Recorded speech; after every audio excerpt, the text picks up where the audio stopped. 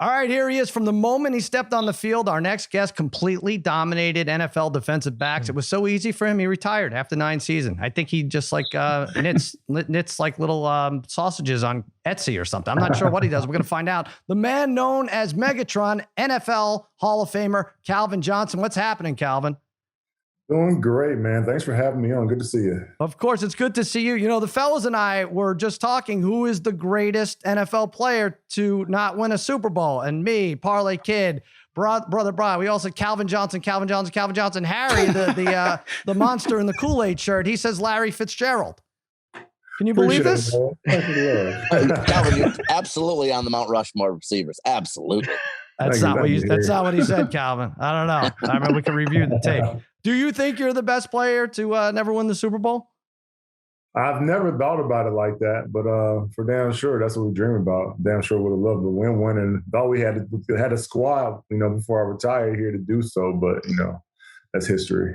Yeah. Now you have Matthew Stafford, right? Who you're very familiar with. Did he get you a ticket? I mean, I feel like it's the least he could do. I didn't even ask for a ticket. I'm not going out there. I'm not even going out there to that mess. I got the kids going to spend some time with the family, watch the game and stuff, but definitely cheering for Matthew for 100%. There you go. Now, you played with him for 7 seasons. You always hear about what a big arm he has, and in Detroit, maybe he was trying to do too much. Watching him play this year with the Rams, what do you notice besides the winning? What might have been different than in Detroit? Watching him play this year, just playing free. I can see that, the culture out there. He's thriving in that culture. Obviously, all the players that are out there that have been acquired from Vaughn to Odell, all those guys are just thriving. That's a culture thing, man. And so I throw that back at Sean McVay for creating such a great culture where guys want to compete and thrive. And obviously that has elevated that team to the Super Bowl. Do you think a win on Sunday is enough to get him a yellow jacket? Will you be placing a yellow jacket on Matt Stafford if he in fact wins on Sunday? I know that's not the end of his career, but it's not the it's not the end of his career. If he got a yellow jacket and decided to, if he got to win the Super Bowl and decided to retire, would he get a yellow jacket? I don't know. I think so, 100%. I think that what he's done, even if it didn't happen, I think that he would still be deserving just because, I know the guy is a true pro. On and off the field. Yeah. Now, what are you expecting? What kind of game? Shootout with Stafford and Burrow, or we'll take some time to get them going?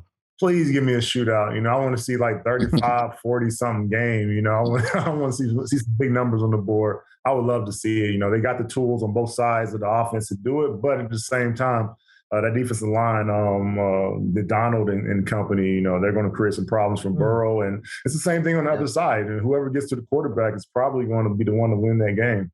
Right. We have some good receivers in this game, right? We have Jamar Chase, obviously, Odell Beckham, Cooper Kupp, hovered around 2,000 yards.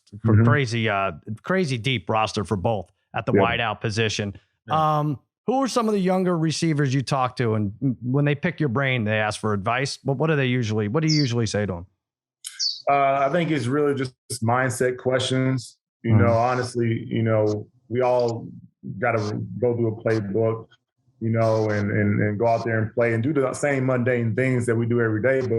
But really is how what's your bandwidth like? How do you, compartmentalize? How do you put things in their place so that you can have your focus and clarity and really get into game mode or get into what they call, quote unquote, the zone, on Sunday. So that's really what the conversations go towards. It's more so towards the mental, the mind frame. Yeah. Obviously Joe Burrow's great, but that 5th pick, right, was number 5 pick where they passed on Penny Sewell. A lot of people thought the Bengals should have taken him and went with Jamar Chase. And in a way, it kind of turned the team around, right? Everything helps. That was a big move. Are you, I know it depends on the situation, but are you in favor of that? I think more teams, it seems like, are going to do that, right? Where it seems like you would build from the offensive line, but Cincinnati, and certainly they have had their woes at offensive line. Burrow was sacked 51 times in the regular season. How about that, trading on an offensive lineman in general? I'm going to tell you why I love it, because I love the chemistry there. There's already chemistry there. They won a championship together. Yeah. So, they're going to have that same mindset. Okay, let's go get it on this level too. And you see where it's taking them, man. I love what they have going over there, man. The way they turned that thing around, I love the combo, that quarterback and receiver that they got going on. Obviously, they got T. Higgins there too, to add to that. But they're dangerous. Obviously, it's going to be hopefully a great game on Sunday. Yeah, I'll tell you a game that was not great last Sunday. I don't know if you watched it. The Pro Bowl. Now, you were selected to 6 straight Pro Bowls. What do we do with this game, Calvin? I mean, there's got to be a better idea than this touch football fiasco we saw. Well, that's the thing. It's touch football. Nobody wants to get hurt. I mean, I played in my first one I went to, and then the other ones, I passed on them. I had, beat up and stuff like that. I didn't even want to play any more football at the time, especially if we weren't in the playoffs. But guys don't want to get hurt. But what we saw the other day, I was like, dang, they don't even tackle no more. They might as well have flag. Might as well be flag football. I mean, just do a skills and flag competition and call it a day. What would the skills be? What do you want to see? I mean, obviously we saw Micah Parsons beat Tyreek Hill in a race, but then Tyreek says he wasn't really trying. So, I mean, what can we do to get guys? I mean, the 3-point shooting contest in the NBA, slam dunk, still exciting. What would be like a Hail Mary competition? I'm trying to think what would be pleasing to the fans. Stuff like that. Yes, exactly. It's not exactly throw them up, bust them up, but yeah, like, create a segment for like how Randy Moss has a little Moss section, do that, have like the best receivers try to do something on top of DBs or, I don't know. It's so many, you just got to, I mean, it's so many, it's really unlimited, the amount of things you could do and create for this, that to have a product like that of, I'm not gonna say lackluster, but it was. Well, it's hard to bet on, that's for sure. I mean, we like to see an edge, and I guess unless you bet the over, there's so many interceptions, and yet it still went over. Yeah, that game has some work to do. Hey, I feel like if Eric Weddle came out of retirement and joined the Rams, you could have done the same. Did Matthew Stafford? Did he ever jokingly or not jokingly ask, okay, Calvin, can you give me 10 plays a game for the rest of the season? You look like you're ready to step in there Sunday. I told Matthew, we were talking earlier this season. I told him, I was like, hey, I got a red zone for you. I got a couple routes. I got a fade and I got a fade. That's it. I was like, the ankles ain't got no change of direction.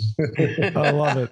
And I know you're sick of hearing about this and answering this, but I'm going to ask you anyway. Why are we no closer to knowing what a freaking catch is in the NFL? I feel this is not curing cancer where it's going to take generations and generations to make a dent. But since your infamous play, I don't think the average fan is any closer to knowing what a catch is.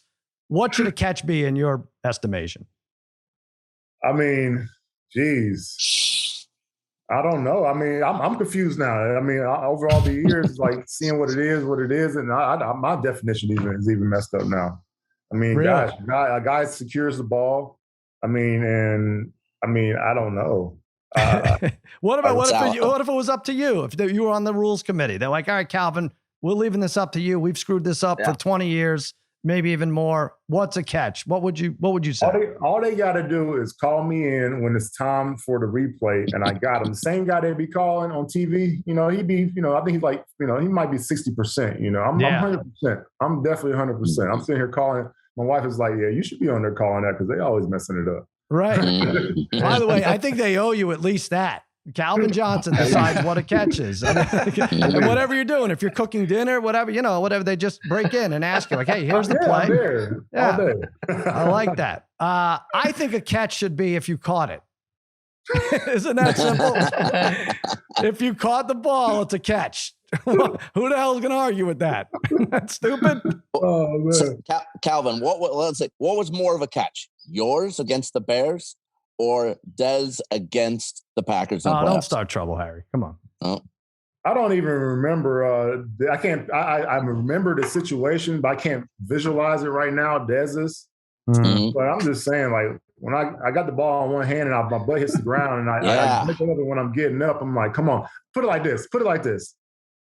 It's the court of public opinion, and every person in that stadium was quiet as hell. What does that tell you? Yeah, right. Yeah, 100%. Exactly. It's ridiculous. Everyone was in shock. I would show you the Dez catch, but you're amongst Cowboys fans here, and we don't want to vomit all over this Zoom here. All right, give us a pick, Calvin. Who wins this game? And, if Stafford wins, do they have a parade in Detroit? I mean, Stafford and Eminem's doing the halftime show between that and Stafford. I don't know. Maybe they do have a parade in Detroit, right?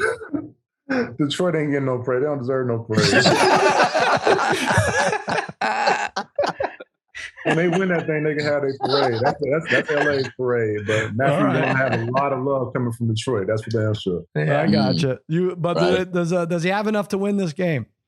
He's got more than I told Matthew earlier this season. It's probably like 3/4 of the way during the season we're talking. I'm like, bro, like you got everything you need that's gonna take you to the championship, bro. You just got to stack up good days on top of good days. Yeah. And he's doing that. So, Well, that's great. All right. We're going to root for him. We're going to root for you. And I really like that idea. You know, I have friends in high places. I really think they should check in with Calvin Johnson to see what it catches. I'm going to make that happen for you. I got you. You blew it now. All right, Calvin. Thanks for coming on. I appreciate it. Hey, good to see y'all, man. Y'all have a blessing. Thanks, Calvin. Thanks, All right. Calvin. Take care. All right.